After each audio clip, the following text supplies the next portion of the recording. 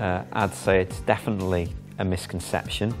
and particularly in the creative arts, which is a sector in which I work for the university. I can see that there's huge need for bilingual speakers, and we see every time our students graduate and begin to look for work, those students who have Welsh language skills, those students who have either Welsh as a first or second language, are often the ones that get the opportunities before those who don't. And so we both encourage our students to develop their Welsh skills whilst they're here, and also to really promote that as part of their selling points to the industries they're about to go into afterwards.